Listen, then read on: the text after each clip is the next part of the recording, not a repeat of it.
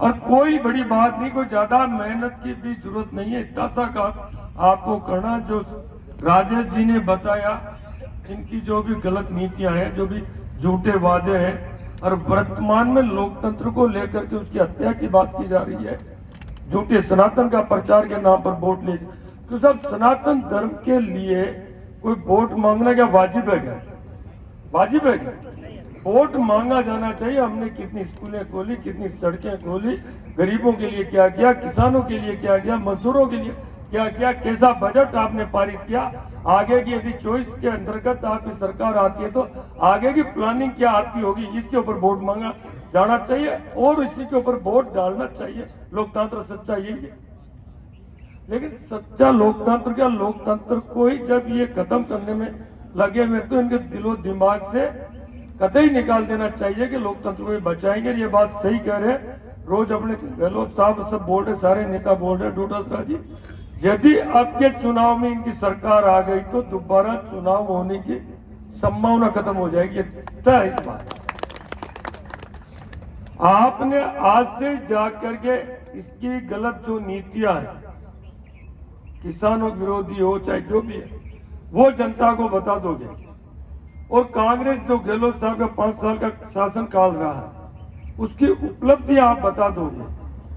और जो बात रही गत वर्ष में वोटिंग कम डली और वोटों को पेटी तक पहुंचा दोगे, तो ये माधोपुर वालों का होड़मा जो है ना, वो खत्म अपन कर सकते हैं। और निश्चित तौर पे करना होगा, अपने हक में होगा, अपने फायदे में होगा, और साथ साथ में देश हित में भी होगा। लोकतंत्र बचेगा, लोकतंत्र बचेगा तो देश बचेगा। आज कितनी बड़ी श्रम की बात है कि हिंदुस्तान का लोकतंत्र पूरी दुनिया के अंतर्गत मशहूर एक पवित्र लोकतंत्र के नाम से जाना जाता है। उस लोकतंत्र के ऊपर जो केजरीवाल के इस सरकार ने जो किया, उसे ईडी के अंतर्गत डाला, उसमें जर्मनी बोला और अमेरिका देश बोल रहा है। पूरे संसार दुनिया की नजर होगी कि क्या हो रहा वहां पर मोदी। जब दुनिया चिंतित है लोकतंत्र खतरे में से, तो क्या हमारा धर्म और कर्तव्य नहीं है जो अपन चिंतित न हो? जितनी नहीं, पूरी ताकत के साथ लगा देना चाहिए इस बात के लिए, इस बात के लिए लगा देना चाहिए। ये तो बहुत छोटी मोटी बात है, आपसी मन भेद मत मुटाव, ये बातें तो भूल जाओ कभी अगर ऐसी कुछ हुई।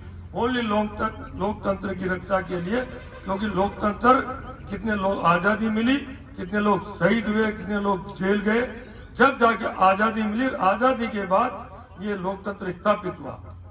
ये थोड़ी है कि अपने हवा में उसके अंदर इसलिए थोड़ी दिया था लोकतंत्र। गांधी जी ने आजादी दिलाई कि हम आपस में लड़ लेंगे, जातिवाद के नाम वोट डाल देंगे, पैसे में बिक जाएंगे, शराब में बिक जाएगा।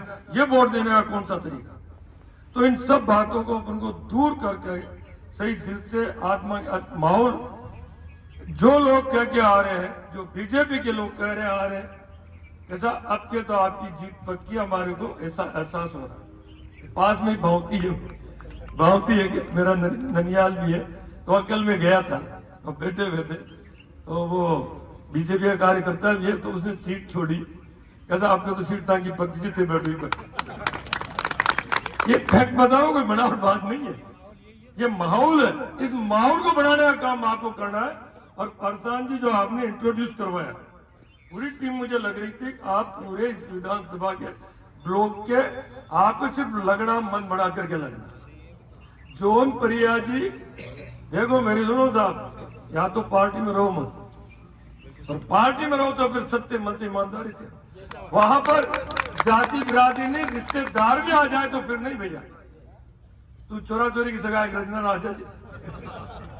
आज तो वोट लोकतंत्र लिए जानो देनी चाहिए। ये बात नहीं साहब बिहाई सको आगे रात में गाड़ी घूम जाए बिहाई सका की कुछ अजीब वो फलाना कहते भी नहीं। गांधी जी की आत्मा को और उनको सच्ची श्रद्धांजलि देनी है तो आपके कांग्रेस को जिताओ, लोकतंत्र बचाने के लिए जिताओ।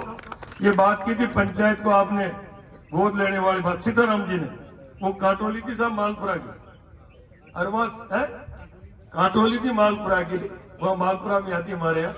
और वहां का सरपंच है ब्रजेश गुजर, दूसरी बार भी वही है। उसने खुद ने कहा कि साहब आपके ब्रजेश गुजर ने अगर जौनपुरिया जी मेरी पंचायत में हो जाएगा तो प्रमुख साहब कुछ नहीं दूंगा काटोली में, तेरी गोद में पड़ी जिसका हिसाब करता पहले इस गोद का क्या है। ये बनावट बात नहीं, फैक्ट बता रहा हूं आपको। अभी मैं 3-4 महीने पहले जब गया था तो उसी से मैं बता रहा था। आपने इनके साथ खूब जनता दापी हुई है। आपको तो एक सिर्फ जाके प्रचार प्रसार अपनी बात कहनी है, बतानी है, अपनी कमी है। वही कह रहे हैं कि 100 बार झूठ बोलो, कोई सत्यता बता देते। नहीं बोलने में, प्रचार नहीं करने में अपनी सच्ची बातें भी होकर के अब कमजोर रह जाते हैं। तो मुझे आशा और विश्वास भरोसा पूरा है कि आप सब लोग पूरी जो भी आगे पीछे की कम बत्ती बातें छोड़ छाड़ के आपके टोंक जिले से जिलाए जिता करके भेजे, ताकि अपना भी मान सम्मान इस लोकसभा क्षेत्र में रह जाए। धन्यवाद। जय हिंद, जय भारत।